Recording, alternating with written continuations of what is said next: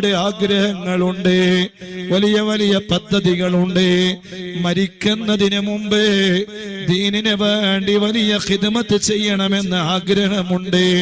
313 സാദാത്തുക്കൾക്ക് വീടുണ്ടാക്കിയിട്ടല്ലാതെ മരിപ്പിക്കരുതേ എന്നാണ് ഈ സാധുവായ എന്റെ ദുആ. അങ്ങനെ ദീനിന് വേണ്ടി ഒരുപാട് ഖിദ്മത്ത് ചെയ്യണം, ഒരുപാട് മുതഅല്ലിമീങ്ങളെ വാർത്തെടുക്കണം. മക്കളെയൊക്കെ നന്നായി പോറ്റി വളർത്തി അവരെ ഇസ്സത്തിലാകുന്നത് കണ്ടുകൊണ്ട് കാണണം. അല്ലാഹ് ഞങ്ങളെ ശൈഖുനാ സുൽത്താനുൽ ഉലമ ഉസ്താദ് അവർക്ക് അല്ലാഹു കൊടുത്ത വലിയ തൗഫീഖ് അതല്ലേ. ഈ മഹല്ലിന്റെ ഖാദിയാണല്ലോ.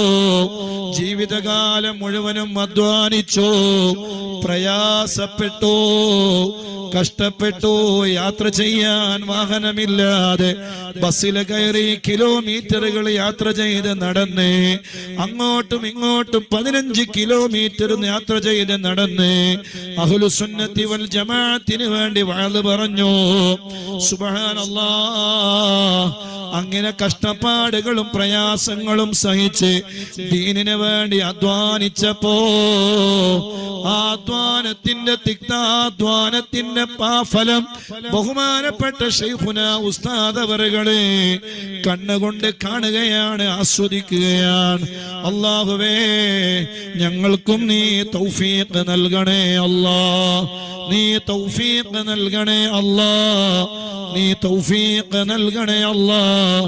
ഞങ്ങളെ മുഴുവൻ ആലിമീങ്ങൾക്കും എല്ലാ ഉസ്താദുമാർക്കും എല്ലാ ഇരു സമസ്തകളിലുമുള്ള എല്ലാ ആലിമീങ്ങൾക്കും എല്ലാ ഉസ്താദുമാർക്കും നീ ദീർഘായുസ്സും ആഫിയത്തും ആരോഗ്യവും നൽകണേ അല്ലാഹ്.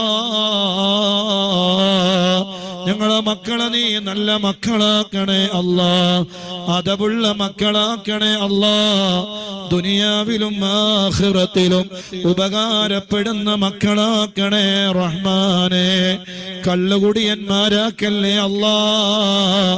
ഒരിക്കലും അവരെ കൊണ്ട് ഞങ്ങള് കാരണം അവരോ വേറൊരാളുടെ മുന്നിൽ നാണം കെടേണ്ടി വരുന്ന ഒരു സെക്കൻഡ് പോലും ഞങ്ങൾക്ക് തരരുതേ അല്ലാഹ്.